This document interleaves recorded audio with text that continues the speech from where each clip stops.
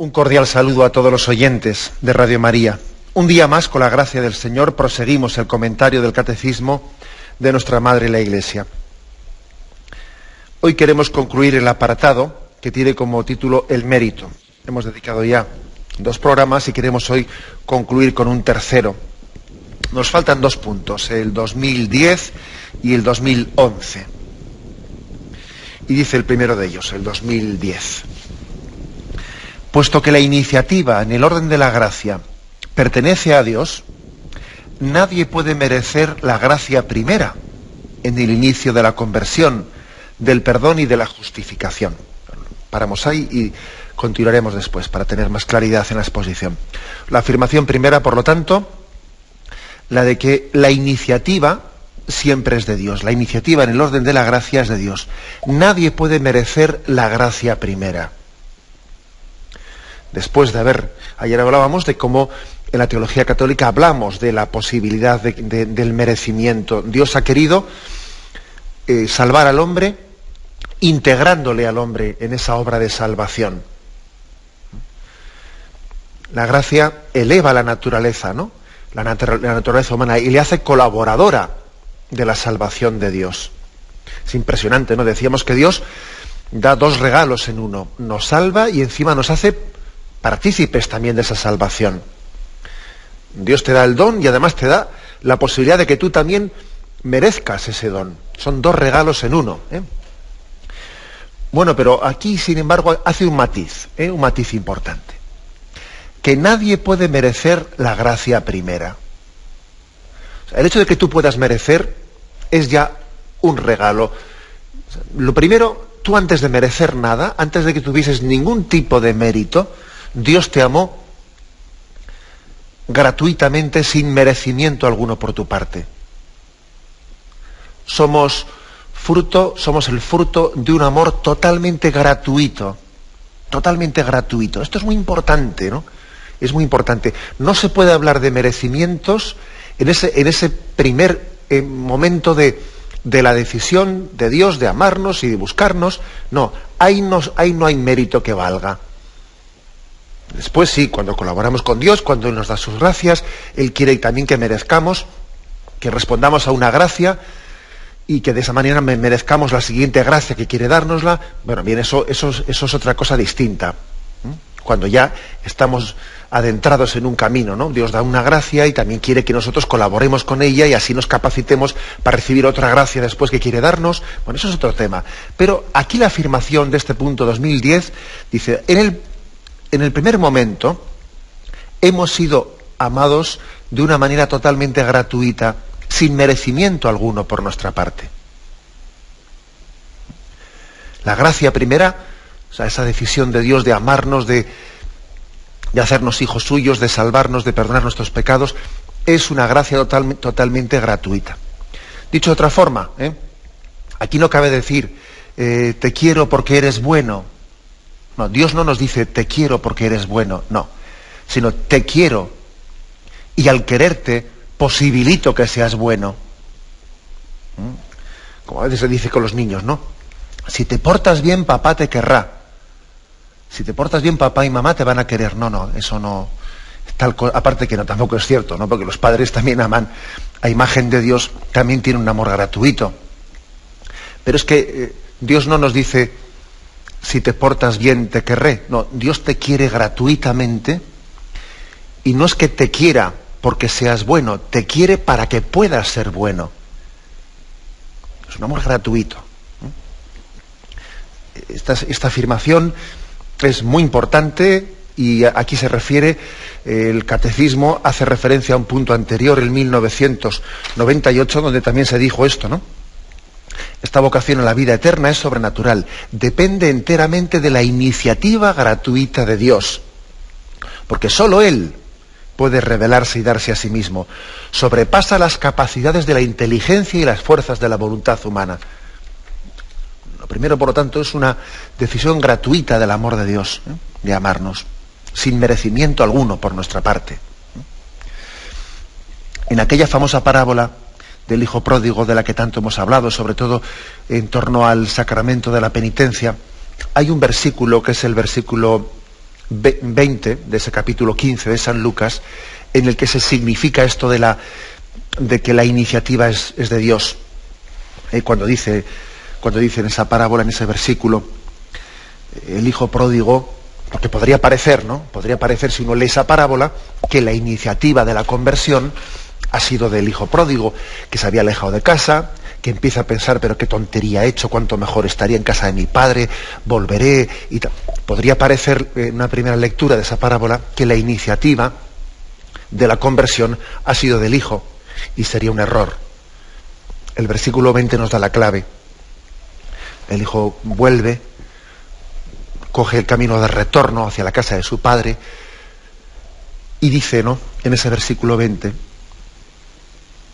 y levantándose partió hacia su padre. Estando él todavía lejos, lo vio su padre, y conmovido corrió, se echó a su cuello y lo besó efusivamente. Dice, estando todavía lejos, su padre lo vio. O sea, es decir, esta es la imagen de que Dios desde lejos, cuando el hijo estaba fuera, alejado de casa, su padre lo veía, es decir, su padre pensaba en él. Su padre estaba continuamente con un amor alerta, asomándose a la ventana a ver si su hijo aparecía, ¿no? Esta es imagen también del amor de Dios Padre, que Él toma la iniciativa. Cuando uno se ha convertido, cuando uno ha tenido una conversión, se puede pensar él ingenuamente de que la iniciativa ha sido de Él. Es que he tocado fondo en la vida, he tenido un disgusto, me he dado cuenta que por este camino no voy a ningún lado, y entonces he tenido la iniciativa de volver al camino de la religión cristiana que yo había abandonado. Y se piensa él ingenuamente que la iniciativa ha sido suya. Que no, hombre, que no. Tu padre se estaba asomando a la ventana, y en ese asomarse te estaba tocando el corazón. Él te estaba enviando la gracia para que tu corazón se sintiese, ¿no?, llamado por Él. Cuando tú te crees que has tomado la iniciativa de la conversión, en el fondo estás respondiendo a una llamada de Dios. Aunque no te des cuenta de ello. Esa decisión del hijo pródigo, ¿no?, de decir, pero qué error he cometido, volveré a casa de mi padre, etcétera, sin que él sea consciente, él está siendo tocado por la gracia de Dios Padre. Por la gracia de su Padre, que desde lo lejos, ¿no?, desde lo lejos le ha visto, le ha amado, y no permanece quieto, sino que el don de la gracia toca el corazón. O sea, por eso se insiste mucho en que la iniciativa siempre es de Dios. Aunque luego tú, tal y como lo percibas, te creas que ha salido de ti. Claro que tú has respondido a una llamada. Estando todavía lejos, lo vio su padre, y conmovido corrió a su encuentro. Hay también otro texto muy, muy hermoso que también subraya esto, ¿no? Esto de que la iniciativa siempre es divina.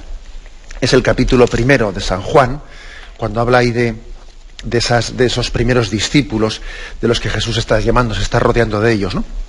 Y dice, capítulo 1, a partir del versículo 43. Al día siguiente, Jesús quiso partir para Galilea.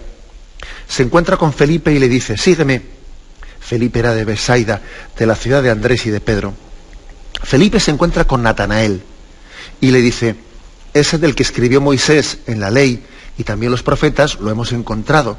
Jesús, el hijo de José, el de Nazaret. Ahora fijaros en esto. Le respondió Natanael, ¿de Nazaret puede salir cosa buena? Le dice Felipe, ven y lo verás. Vio Jesús que se acercaba a Natanael y dijo de él, ahí tenéis a un israelita de verdad, en quien no hay engaño. Le dice Natanael, ¿de qué me conoces? Le respondió Jesús, antes de que Felipe te llamara, cuando estabas debajo de la higuera, te vi. Es decir, antes de que tú a mí ni siquiera me hubieses conocido, yo ya te conocí a ti. Yo te vi cuando estabas debajo de aquella higuera, yo te vi cuando tú todavía no eras consciente de quién era yo. O sea, la iniciativa en la llamada también a los discípulos es de Jesucristo. Él ha puesto sus ojos en Él. Y este Natanael que se acerca ahí, se piensa que él, que ha sido una iniciativa suya el acercarse para ser discípulo de Cristo. No. Es Jesús el que antes de que el otro le conociera, él ya había pensado en él y había rezado por él ante el Padre. Padre, te ruego por ellos, por los que tú me has confiado. O sea, la iniciativa siempre es de Dios. Y es curioso que utiliza este término te vi, porque es un ver, no en el sentido físico, sino en el sentido interior. Yo te conozco por dentro antes de que tú me conocieses. Antes de que Felipe te dijese nada, cuando estabas debajo de la higuera, yo ya te vi. Y es lo mismo que dice la parábola del hijo pródigo. Cuando estaba lejos todavía el hijo, el padre lo vio. O sea, Dios nos ve, nos conoce por dentro. Él tiene la iniciativa de llamarnos. En resumen, ¿no? Aquí se está subrayando en el punto 2010. La iniciativa en el orden de la gracia siempre es de Dios. Nosotros no podemos merecer la primera gracia de Dios. La primera gracia de Dios siempre ha partido de Él, inmerecidamente por nuestra parte. Es una iniciativa suya gratuita, que no responde a nada nuestro, más bien lo nuestro responde a lo de Dios. Nuestra respuesta es la respuesta a una llamada primera de Dios. Eso es lo que más subraya aquí el catecismo. Bien, tenemos un momento de reflexión y seguimos ahora mismo. Continuamos con la explicación de este punto 2010, en el que se dice, en primer lugar, como hemos explicado en la intervención anterior, que en el orden de la gracia de Dios la iniciativa siempre corresponde a Dios. Él tiene una primera llamada al hombre sin merecimiento alguno por nuestra parte. Pero luego continúa. Bajo la moción del Espíritu Santo y de la caridad, podemos después, o sea, después de esa primera gracia totalmente gratuita, podemos después merecer en favor nuestro y de los demás gracias útiles para nuestra santificación, para el crecimiento de la gracia y de la caridad y para la obtención de la vida eterna. Los mismos bienes temporales como la salud, la amistad, pueden ser merecidos según la gracia, según la sabiduría de Dios. Estas gracias y bienes son objeto de la oración cristiana, la que provee a nuestra necesidad de la gracia para las acciones meritorias. Bueno, lo que decíamos antes, forma parte de la teología católica la afirmación de que Dios nos ha querido también hacer partícipes del don de la salvación. Y quiere también que seamos merecedores de ello. No es que esto quite la gratuidad en absoluto, no la quita. Porque también decíamos que es un don de Dios el que nosotros podamos merecer. O sea, Dios nos está de alguna manera concediendo pues ser también partícipes de un regalo. O sea, no solo ser el que lo recibe, sino también ser de alguna manera aquel que lo está envolviendo. Es como si Él nos va a dar un regalo y dice, ven, ayúdame a envolverlo. ¿Te imaginas? Pues que Él te va a dar un regalo, pero dice, ayúdame a envolver también este regalo con este papel de regalo, etcétera. Algo así, ¿no? Él quiere también introducirnos en ello. Bueno, pues este aspecto aquí se matiza, ¿no? Se matiza y se dice, bueno, una vez que ya hemos recibido la primera llamada, ¿no? La primera gracia, decíamos que no se merece para nada, es totalmente inmerecida. Pero Dios quiere que después las próximas gracias que vengan detrás de la primera van a depender bastante de la respuesta que tú des a la primera gracia, a la primera llamada de Dios. Porque cuando uno recibe, se abre a una gracia de Dios, se capacita para la siguiente gracia de Dios. Dependiendo de qué respuesta doy yo a la llamada gratuita de Dios, me estoy disponiendo para poder recibir mejor la siguiente o no. Y entonces dice aquí que nosotros podemos merecer, bien sea, dice, en favor nuestro o de los demás. Uno puede recibir bien sea en favor suyo de los demás.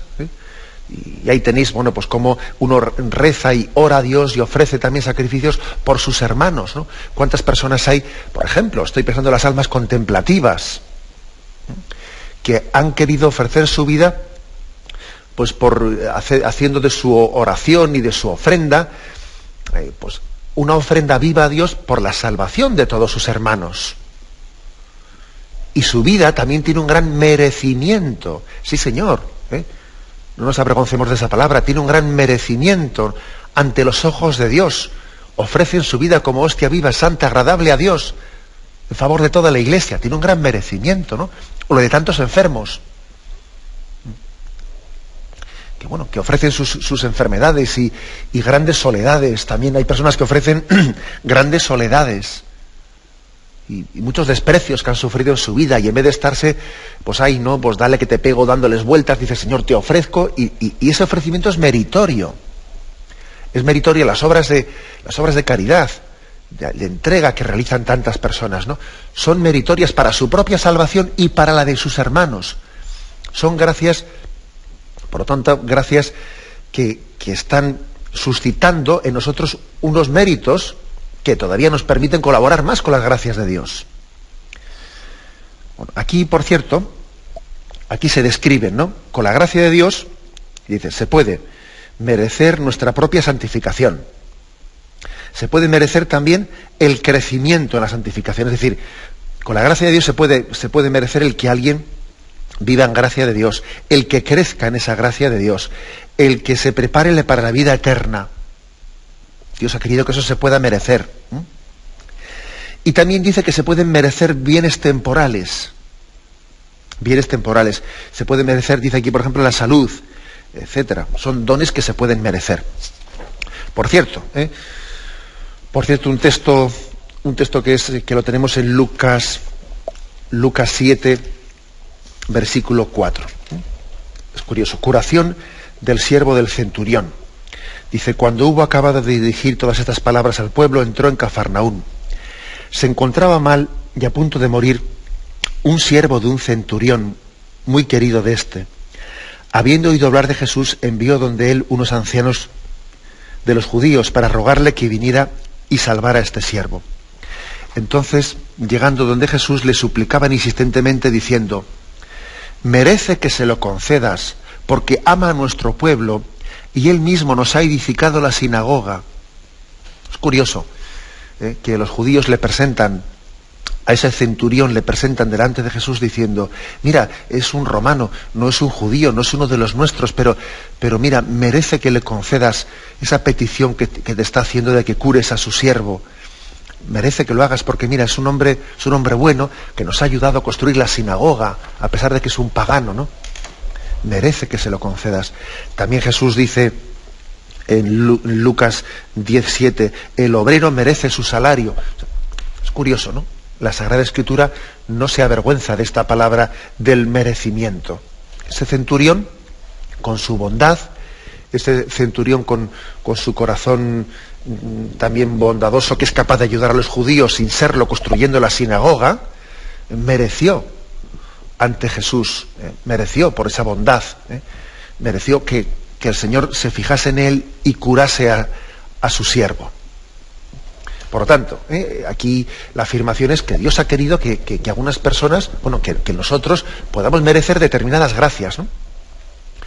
Siempre es verdad que yo creo que es importante que nosotros prioricemos esa jerarquía de las gracias. Siempre hay que darle más prioridad a las gracias sobrenaturales que a las naturales.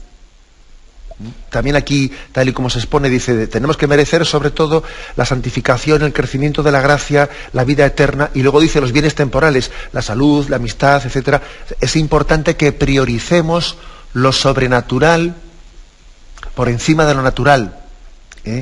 Sería un mal signo el que alguien ante Dios mendigue pues unos dones concretos, como puede ser la salud, como puede ser pues un puesto de trabajo, como pueden ser determinadas gracias, dones naturales, y que se olvide de los dones sobrenaturales, ¿no?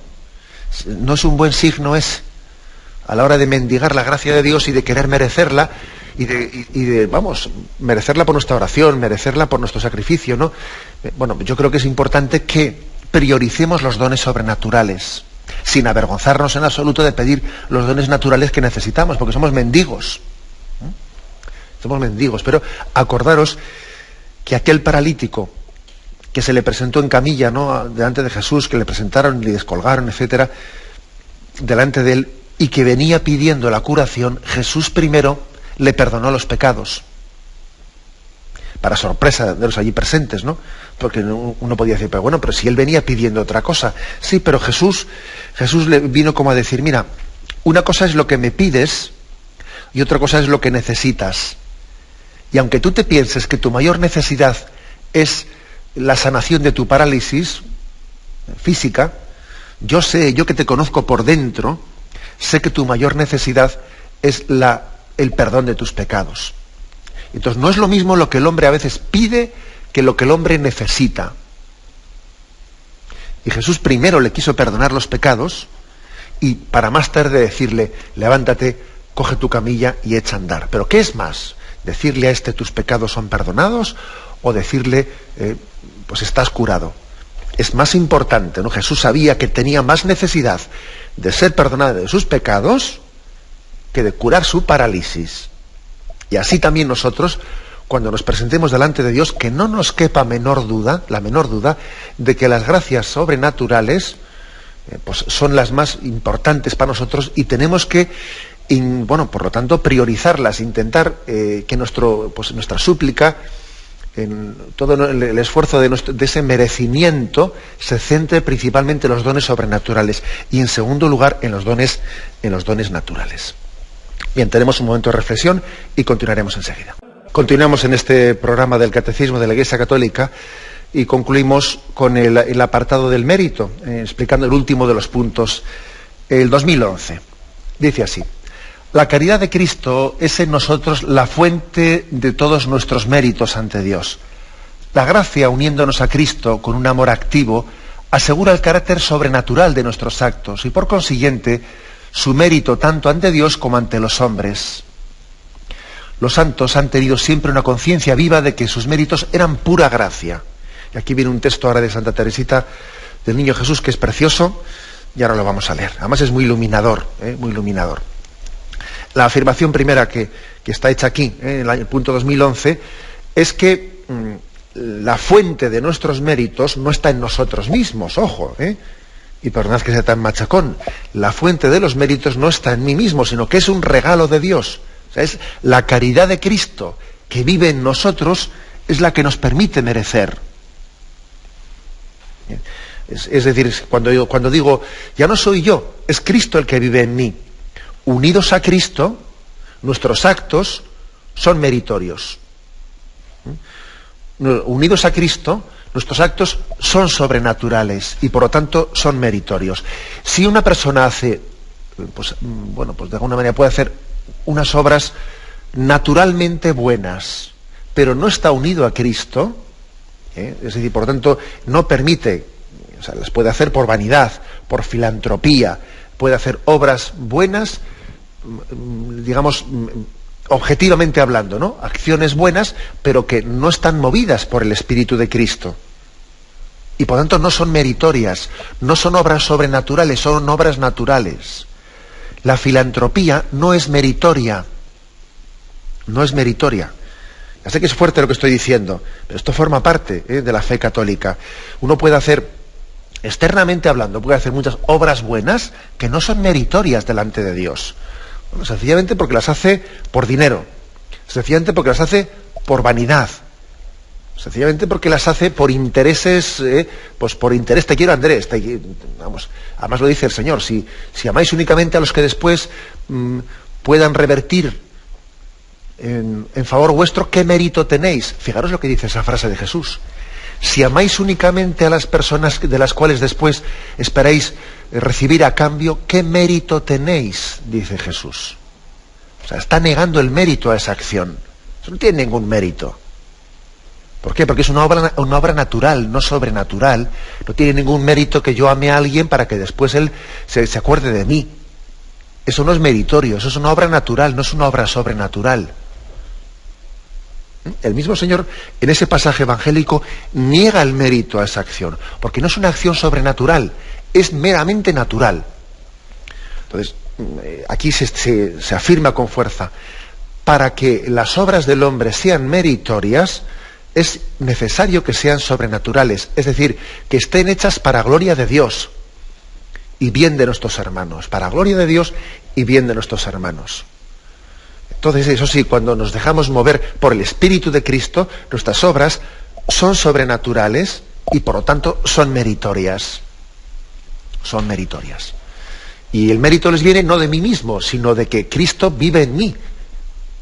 Y Él está obrando a través nuestro, ¿no? He ahí también, ¿no? La fuente del mérito es la caridad de Cristo, ¿eh? Fuente de los méritos de nuestras obras. Bueno, pues como decía, aquí viene un texto precioso de Santa Teresita de Lisieux que ilumina mucho esto que dice que los santos han tenido una conciencia muy viva de que sus méritos eran un regalo de Dios, pura gracia, de que los méritos no partían, o sea, no tenían la fuente del mérito no está en uno mismo, sino la fuente del mérito está en estar unido a Jesucristo, que Él es el que merece. Él es el que merece, ¿no? Entonces, si estoy unido a Jesucristo, tendré merecimiento, pero yo por mí mismo no lo tengo. Por eso los santos, esto lo han subrayado mucho, lo han subrayado muchísimo. Y dice el texto aquí de Santa Teresita: tras el destierro en la tierra, espero gozar de ti en la patria, pero no quiero amontonar méritos para el cielo, quiero trabajar solo por vuestro amor. En el atardecer de esta vida, compareceré ante ti con las manos vacías, Señor, porque no te pido que cuentes mis obras. Todas nuestras justicias tienen manchas a tus ojos, por eso quiero revestirme de tu propia justicia y recibir de tu amor la posesión eterna de ti mismo. O sea, tan claro tiene Santa Teresita de que eso del merecimiento no es ninguna victoria de ella, sino que es de Jesús, que ella viene a decir: mira, Señor, yo cuando me presente delante de ti, yo voy a ir con las manos vacías. Voy a ir con las manos vacías. No voy a ir yo contando mis méritos. No voy a ir yo diciendo: mira, Señor, tengo este mérito, tengo este otro, te presento mis méritos para que tú me des la salvación. No, de eso nada, dice ella. Yo voy a ir con las manos vacías. Es más, no vaya a ser que si voy con mis brazos, ¿no? con mis manos sujetando todos mis méritos delante tuyo y todas mis obras buenas, confiando en ellas, ¿no? Poniendo mi confianza en todas las cosas buenas que se supone que he hecho, y me voy delante tuyo intentando presentártelas, entonces tengo las manos ocupadas y entonces estoy más ocupado de sujetar en mis manos las obras buenas y no puedo darte un abrazo.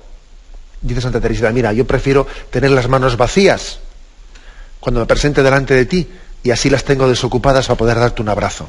No vaya a ser que por tener las manos muy ocupadas en sujetar mis obras buenas no te pueda pegar un abrazo. Qué cosas, ¿no? Tienen los santos. Santa Teresita tenía esta intuición y de una manera tan hermosa lo expresa así. ¿A qué se refiere con las manos libres para dar un abrazo a Jesús o las manos ocupadas? Se refiere que ella no pone su esperanza en las cosas buenas que ha hecho. Ella pone su esperanza en el amor de Dios. Luego aquí hay una lección muy grande. Y es que yo creo que un signo que autentifica el mérito es que el mérito no suele ser reivindicado. Una persona que verdaderamente tiene méritos delante de Dios no suele reivindicar sus méritos nunca. Más bien es Dios el que le dice: ven aquí, hijo mío, porque tu vida ha sido meritoria. Cuando uno reivindica su propio mérito, mal asunto. Oye, que yo tengo unos méritos, que tú me los tienes que reconocer. Qué mal asunto es eso. Generalmente, un signo de que uno auténticamente ha merecido suele ser que él no lo reivindica nunca. Él casi lo vive como si hubiese hecho lo que tenía que hacer, sin ningún tipo de sensación de derecho a nada. Esto es muy, muy evidente en la vida espiritual. Nosotros estamos poniendo en práctica esa doctrina del Evangelio que dice que no se entere tu mano derecha lo que hace la izquierda, o que no se entere la mano izquierda de la derecha, no. Uno hace las cosas sencillamente por amor de Dios, desprendiéndose de las obras que ha hecho, sin pretender poseerlas, sin pretender comprar con ellas nada, de una manera gratuita, y en el fondo no eres tú el que reivindica tu propio mérito, es Dios Padre el que lo reivindica para ti. Esto es muy Esto es muy gráfico, por eso Santa Teresita, en ese texto que hemos leído, aquí, Santa Teresa de Lisieux, ella dice, no, si yo ante Dios me quiero presentar sin mérito ninguno, con las manos vacías. En el fondo, Dios dice, sí, pero tú estás llena de méritos. Bien, pero eso que se lo diga a Dios, que no lo diga ella misma, de sí misma. Dios Padre le habrá colmado, ¿no?, a Santa Teresa del Niño Jesús, le habrá colmado de bendiciones por todos los méritos de su vida, pero ella se ha presentado ante Dios con la conciencia casi de no tener méritos, con la conciencia de ir con las manos vacías. Esto es muy significativo. Hace ya bastante tiempo recuerdo que conocí un hecho concreto, ¿no? Pues que está publicado también por ahí en algún libro, y sé también que en algún programa de Radio María se ha hecho referencia a él, ¿no? Se trataba de, es un hecho histórico, un hecho histórico, que lo pongo como ejemplo, lo pongo como ejemplo de lo que es pues lo meritorio en la vida, ¿no? Se trataba de una mujer que era empleada de hogar y que además, pues en una residencia de estudiantes jesuitas, ella pues llevaba en esa casa, preparaba los desayunos, aderezaba las habitaciones, limpiaba la casa, pues todo ese tipo de labores, ¿no?, tan sacrificadas. Y pues esa mujer, pues le ocurrió que una de esas mañanas en el centro de Madrid, una de esas mañanas se encontró en la estación de San Bernardo, cercana de su domicilio, se encontró con un ciego que iba pues con dificultad por el metro, con dificultad para poder desplazarse a donde él quería desplazarse, ¿no? Y entonces ella, viendo su dificultad, se acercó y le dijo, me parece, amigo, que usted tiene alguna dificultad para andar por aquí. ¿Hacia dónde se dirige usted? Y entonces le dije, pues yo busco el andén de Chamartín. Ella le dice, pues yo voy por allá cerca, yo le conduzco, ¿no? Y entonces, pues esa mujer, agarrando el brazo a aquel hombre, era tempranito por la mañana, le llevó. Y pues nada tiene usted que agradecerme, precisamente si yo voy en la misma dirección que usted, si no hay ningún problema, a mí me viene de paso. El caso es que esa relación se convirtió diaria, todos los días. Esa mujer ya quedaba con ese hombre tempranísimo por la mañana, y como ella le venía de paso, pues allá que le llevaba, ¿no?, pues hacia Chamartín, y la dejaba. Pero ¿qué ocurrió? Que a esa mujer le cambiaron de destino, y le cambiaron de trabajo, y entonces el trabajo le pillaba en otra parte bien distinta de Madrid, ¿no? Y además por la tarde, ¿no? ¿Y qué hizo esa mujer? Pues no decirle absolutamente nada a ese hombre ciego, y todas las mañanas, como si fuese a trabajar al mismo sitio, protagonizar ese encuentro casual, que yo voy al mismo lugar que tú, total, si me viene de paso, ¿no? Iba y le llevaba allí, y sencillamente dejaba, y cogía ella, sin que el ciego se diese cuenta, cogía el metro de vuelta y regresaba, ¿no? Y llegó el momento de la jubilación, y la mujer siguió haciendo lo mismo, sin que aquel hombre supiese siquiera que aquella mujer se había jubilado, ¿no? Y seguía haciendo el mismo recorrido, etcétera, etcétera, etcétera, ¿no? Hasta que finalmente aquel ciego se enteró casualmente, ¿no? Se enteró de que aquella mujer había querido hacer coincidir, ¿no?, como había querido disimular su gesto de caridad en una casualidad de que le venía de paso, ¿no?, de que iba al mismo sitio. Se enteró de tal circunstancia cuando aquella mujer falleció. Y se enteró de que no era allí donde iba a trabajar, y que todo aquello había sido de alguna manera que la mujer había disimulado totalmente, ¿no?, el merecimiento de su acto, como diciendo, si a mí me viene bien y no pasa absolutamente nada, ¿no? Fue el momento de la muerte de esa mujer, cuando aquel ciego se percató del gran acto de caridad que había hecho. ¿Por qué traigo aquí a colación este caso concreto? Porque lo grande, lo que hace grande una obra de caridad, es precisamente el que la realiza no reivindique ese merecimiento. Esto es lo que Santa Teresa del Niño Jesús aquí nos afirma, ¿no? Lo grande de la caridad es que uno mismo no reivindica su merecimiento. Es Dios el que conoce, ¿no?, el que conoce la calidad de nuestra obra. Es Dios el que tendrá la capacidad de compensarla con su amor, también gratuito y misericordioso. Dios sabe de nuestro merecimiento, ¿no? En sus manos ponemos nuestras obras, sin pretender nosotros poner nuestra confianza en ellas. que es lo que Santa Teresita del Niño Jesús dice: yo no quiero con mis manos sujetar las obras, yo no quiero ir confiado en mis obras, porque entonces estaría confiando en mi voluntad, estaría confiando en la carne y en la sangre, y no estaría confiando en la misericordia de Dios. O sea que creo que es un signo del buen espíritu el que nosotros no pongamos nuestra confianza en nuestros propios méritos, sino que pongamos la confianza en la misericordia de Dios. Esto no quiere decir que no tengamos méritos, claro que los tenemos, es más, necesitamos tenerlos. Sin esos méritos no podríamos, ¿no?, alcanzar pues la salvación de Dios. Pero es que hay cosas que hay que tenerlas como si no se tuviesen. Hay cosas que hay que tenerlas como si no se tuviesen.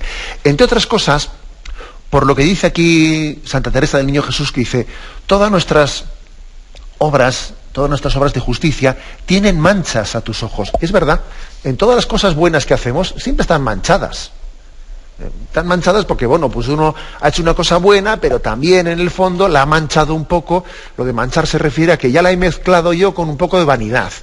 Ya la he mezclado yo un poco con una especie de orgullo o un interés bastardo o lo que fuere, ¿no? En las obras buenas que hacemos, siempre dejamos, por desgracia, como aquel que está limpiando el cristal, quiere limpiar el cristal, pero ya mete un poco la huella y deja allí sus huellas dactilares en el cristal. Algo así ocurre en nuestras obras.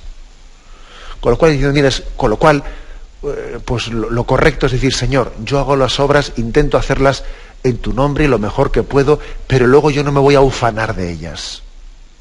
No las voy a reivindicar. Sencillamente las pongo en tus manos y tú las purificarás.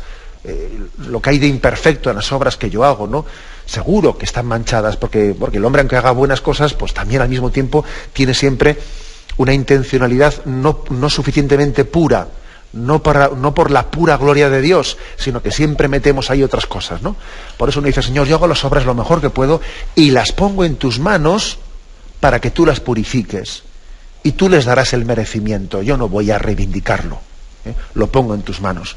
He aquí, ¿no?, por lo tanto, también yo, como un consejo práctico para la vida espiritual, un consejo práctico que creo que Santa Teresa del Niño Jesús en esta cita concreta, ¿no?, nos da toda una lección.